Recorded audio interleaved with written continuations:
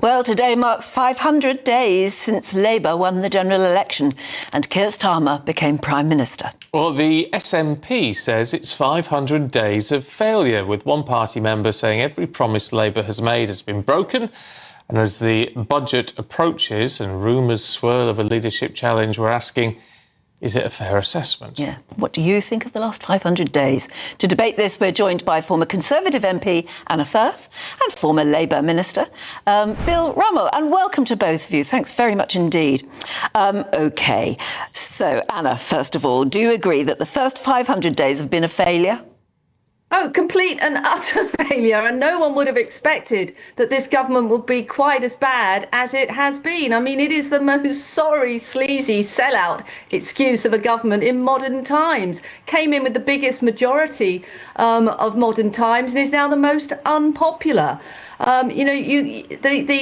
It started with the sleaze, with the free gear, not just for Keir, but for his wife and Rachel Reeves, over 50,000 of free clothes and glasses and tickets and goodness knows what else. And then it's continued with selling out British interests, with U-turns, and of course a complete abject failure to deliver on any of the things that they said they were going to do. And I think that is what upsets people the most. If you come in with these big bold promises, you are going to change the country. You are going to renew things. You are going to deliver growth and benefits for working people. And then all you deliver is double inflation, increased joblessness, zero productivity, and an economy that is tanking. And you put up taxes on top of it, which you have promised multiple times you won't do.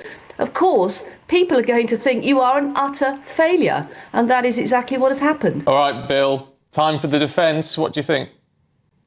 Well, being accused of failure by the Tory party is a bit like being accused by Boris Johnson of not telling the truth.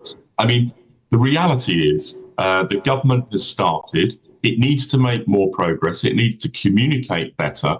But it inherited a country that was ravaged fundamentally, where public services were not properly funded, where we'd had 14 years of Tory austerity, and the government has made a start. We've now got wages rising higher than prices for the first time in a generation, making people better off. We've had 5 interest rate cuts, and we're starting the process of restoring public services, particularly the National Health Service, which have been brought to rack and ruin under the last Conservative government.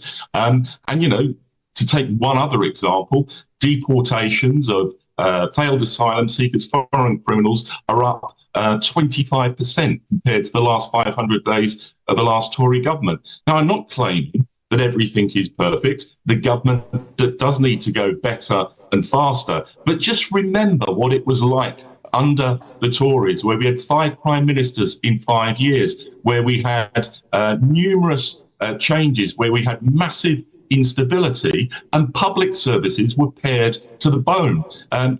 That's the choice, that's the difference that this Labour government has started to make. Except, Bill, you've had 500 days, and the black hole which was supposedly filled in the last budget has grown considerably worse.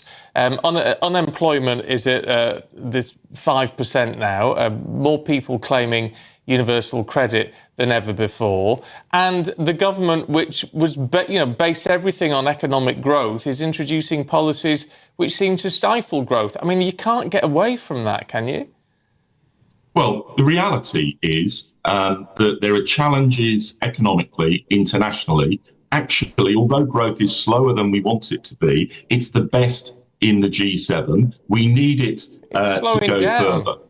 Slowing down. It's not 0.1% in the last quarter. Look at the record of the first 6 months of this year, and it's the fastest growing economy in the G7. Do we need it to go faster? Yes, we do. And every policy that the government is directing is aimed at delivering that. And you talk about the black hole that we're facing in the budget. The biggest reason for that is the reclassification by the Office for the Budget Responsibility in terms of its judgment of productivity under the last Tory government, which it has significantly downgraded to the tune of £21 billion. Now, that's the reality. That's what we've inherited from the Conservatives, and that's what we've got to put right. Anna, compared to your lot, then they're doing well. Well, I'm sorry, huge respect to Bill, but I'm afraid I think that was absolute nonsense, what Bill was just saying. The reason that we're in the position, Rachel is in the position she is in, is because of her own spending decisions. The first thing she did when she came into office was to take away pensioners' heating allowance and give record pay rises to train drivers, and then she gave the NHS another record £20 billion, for which we have seen no productivity increases whatsoever. And I'm afraid it is a bit rich for the Labour government to keep harping on about 14 years of the Tories, when, let's not forget, when the Tories came back in, there was absolutely no money. And the Labour Party even left a note to tell us there was no money. So I'm afraid there was no choice back then but to rein in spending. But this Labour government has completely opened the tap. They've lost control of public spending completely. And that's why we're seeing inflation going up, joblessness going up, and growth tanking. It's a disaster. The biggest disaster is we keep hearing announcement after announcement, as we've heard today, about a new way to stop the boat. But this Labour government cannot get its business through the House. So whatever it's announcing, it's not necessarily going to be able to deliver. That is the biggest sign of a government which is failing. Tony Blair went years and years before he failed to get any business through the House. So I'm afraid the facts are clear. The writing's on the wall for Keir Starmer. It's not a question now of will he lead this failing Labour government into the next election? We know he won't. It's just, when does that change happen? All right, you two. We've got to leave it there. We've got to leave it there, Bill. I'm sorry, but really good to talk to both of you. Thank you.